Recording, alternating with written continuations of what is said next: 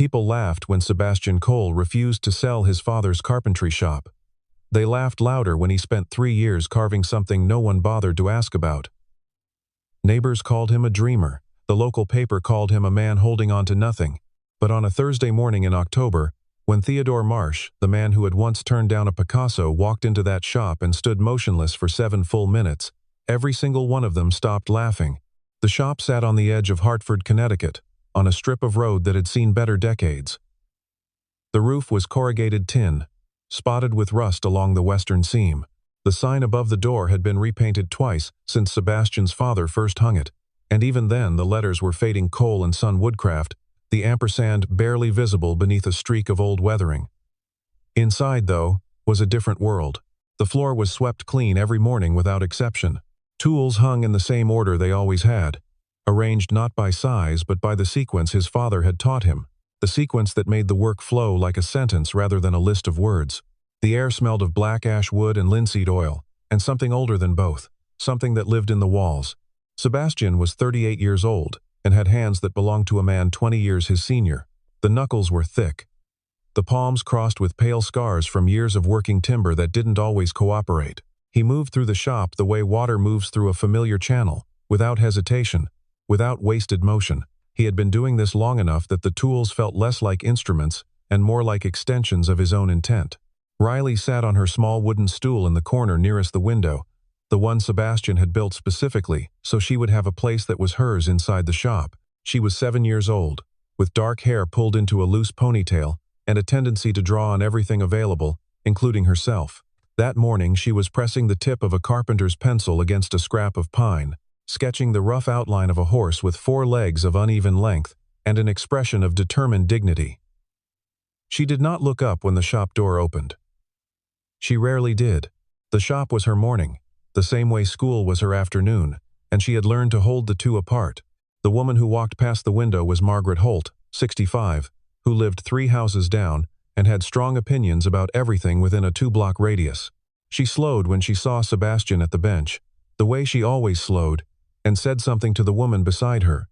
Sebastian did not hear the words, but he had heard versions of them before. He kept his eyes on the mortise joint he was fitting and said nothing. The women moved on. The shop filled back up with its own quiet. He had not always lived like this. There had been a version of his life that looked entirely different, a drafting table in a Manhattan studio. His name on the door of a firm that specialized in high-end residential interiors, clients who flew in from other cities just to shake his hand. He had built that life carefully, the same way he built everything, and for a while it had felt like the right shape for a man like him. Then Diana died. She had been driving home on a Tuesday evening in November when a truck ran a red light on Route 44. Riley had been 4 years old. Sebastian had been in a meeting about a countertop material when his phone rang with a number he didn't recognize.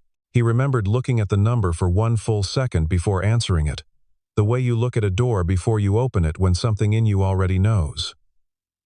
He sold the firm 8 months later. He brought Riley back to Hartford, to the house he grew up in, and he reopened his father's shop with the kind of resolve that had no need to explain itself.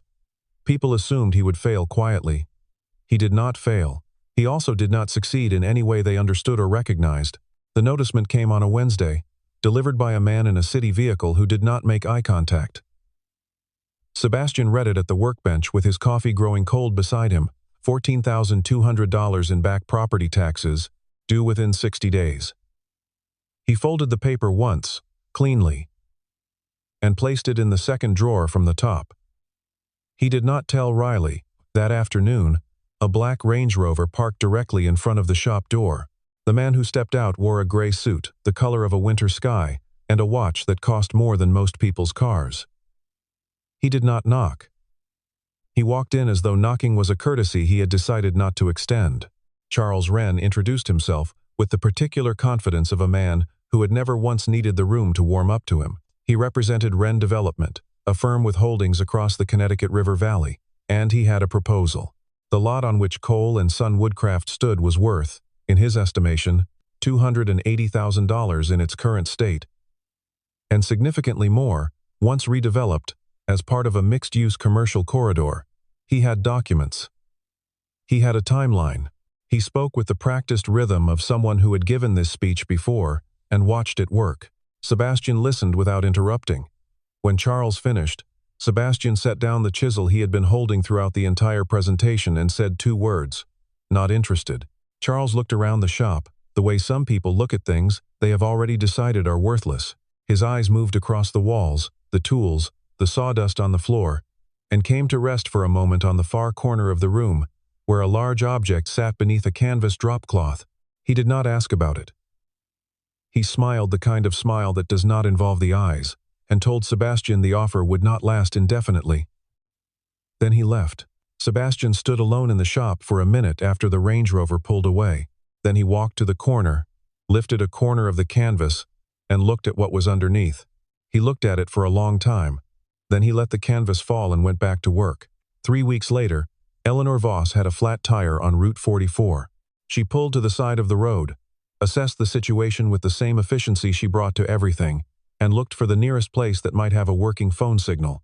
Her own had 2 bars that flickered in and out, insufficient for the call she needed to make. The building closest to her was the Carpentry shop, its faded sign just legible from where she stood. She was 36 years old and had run Voss & Company Fine Arts Gallery for the past 6 years, building it from a mid-sized regional operation into one of the more respected contemporary craft galleries in New England. She wore a black dress with a V-neckline and shoes that were not designed for gravel, and she walked to the shop door with the composure of someone for whom unexpected situations were simply logistics waiting to be resolved. The man inside was planing a length of timber when she opened the door.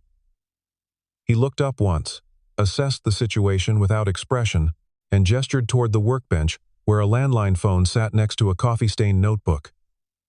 She made her call. The repair service said 40 minutes. She thanked him and moved toward the door. Then the wind came through the open back window. It was only a corner of the canvas, and only for a second, maybe 2, but Eleanor Voss had spent her adult life training her eyes to recognize things, and what she saw in that 2-second exposure stopped her feet before her mind had time to explain why. A curve, a depth, a quality of surface that did not belong in the same category as furniture. Sebastian crossed the room and pulled the canvas back into place before she could see more. He did it without hurry, without apology, the way a person covers something private rather than something shameful. Eleanor stood where she was. She did not push. She understood the difference between what was offered and what was not.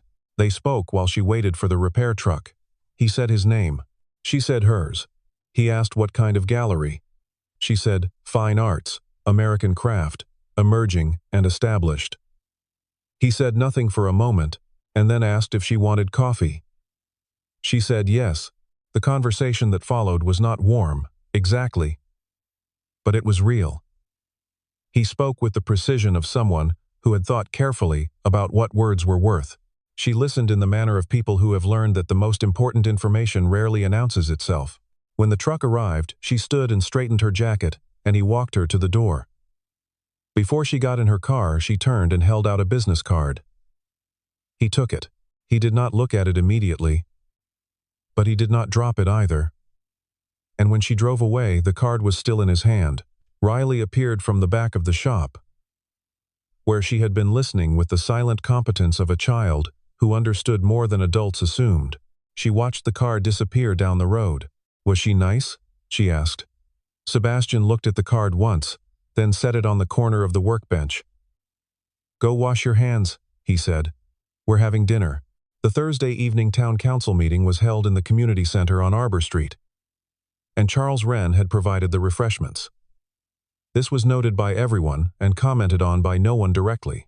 He stood at the front of the room beside a projected rendering of what the proposed development would look like: clean lines, glass facades, landscaped walkways, and spoke about job creation with the fluency of a man who had rehearsed the figure of 200 positions until it felt like a fact rather than a projection. The room was largely receptive. People who had watched that strip of road decline for 2 decades were not hard to persuade that change was improvement. A man in a green jacket said the current properties were dragging down the entire corridor. A woman near the back said it was about time. There was applause. Sebastian sat in the last row.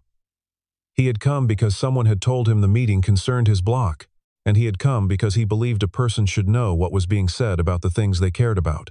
He wore a canvas work jacket and had sawdust in his hair that he had not bothered to brush out. When the floor opened for comment, he did not stand.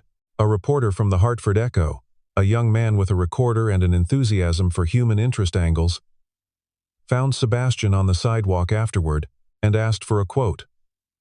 Sebastian said he had no comment.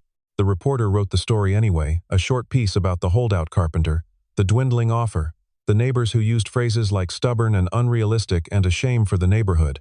It ran on a Thursday with a photo of the shop's exterior taken without Sebastian's knowledge or permission. He read it that night after Riley went to sleep. He read it twice, which was once more than it deserved. And then he set his phone face down on the kitchen table and went to the shop. He turned on the single overhead light, the one that his father had installed in 1972, and that still worked because good wiring, like good joinery, did not need to be replaced if it was done correctly the first time. He stood before the canvas a long moment, then pulled it aside and sat down on the low stool he kept nearby. The table was built of black ash, a wood known for its strength, and the particular drama of its grain long, sweeping lines that moved through the timber like weather through open sky. The surface was not flat in the way furniture surfaces are flat. It had depth, a carved topography that revealed itself differently depending on where the light fell. In the center, emerging from the wood as though they had always been there, and he had simply cleared away what was covering them, were two figures. A woman and a small child, seated together at a window. Outside the window, visible in the relief of the carving, were trees, and above the trees, a scattering of stars rendered in a technique that required cutting through two separate layers of wood, the deeper layer, a darker tone, the surface layer carved away to let it show, so that the night sky appeared to have actual depth, as though you could reach through the wood and touch it. Sebastian had begun the piece 2 years and 9 months ago. On a night in January, when the anniversary of Diana's accident had come and gone and left him sitting in the shop unable to sleep. He had not planned it. He had been working on a commission, a dining table for a family in West Hartford, and the ash plank had been lying against the wall, and something in the grain had looked like her shoulder, the way she used to sit when she read in the evening, turned slightly toward the window, and turned slightly toward him.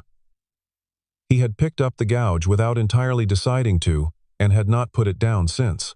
He did not intend to sell it. He had not permitted himself to think about what would happen when it was finished. He only knew that every morning when he uncovered it, and every night when he covered it again, something in him that had been very still for a long time moved. Riley had come out of her bedroom at 2 in the morning, found him in the shop, and stood in the doorway in her pajamas looking at the table for a long time before she spoke. "Is that Mama?" she had asked. Sebastian had said yes. Riley had walked to him, placed her small hand over his larger one, and said that Mama would love it. Then she had gone back to bed as quietly as she had come. 2 mornings after the town meeting, Eleanor Voss returned. She came without a flat tire. She parked her car, walked to the shop door, and knocked this time. Sebastian opened it. She said she had been thinking about what she had seen, and that she wanted to see the rest of it. She said it the way a person states an established fact rather than makes a request. He let her in. She sat on the stool near the workbench, the one that Riley usually occupied, and she did not touch the hem of her black dress when it collected a fine rim of sawdust. Sebastian removed the canvas. Eleanor stood. She walked around the table slowly, the way you walk around something that requires the full field of vision to understand. She stopped at the far corner where the grain ran in an unexpected arc, and crouched slightly to see it at angle. She stood again, and looked at the 2 figures at the window for a long time without speaking. When she finally turned to him, she asked about the wood. He told her. She asked about the technique. He explained the 2-layer carving, a method he had adapted from a Japanese approach and worked into his own practice over the course of a decade. She asked how long it had taken. He said nearly 3 years. She nodded, as if the answer confirmed something she had already suspected. Then she said, "This is not furniture, Sebastian. This is sculpture. This is among the finest hand-carved works I have seen in 15 years of looking at American craft. You understand that, don't you?" He said, "I know it's mine." She told him about the upcoming exhibition, American Craft and Legacy, a group show she had curated for the gallery's annual autumn program, attended by collectors, curators,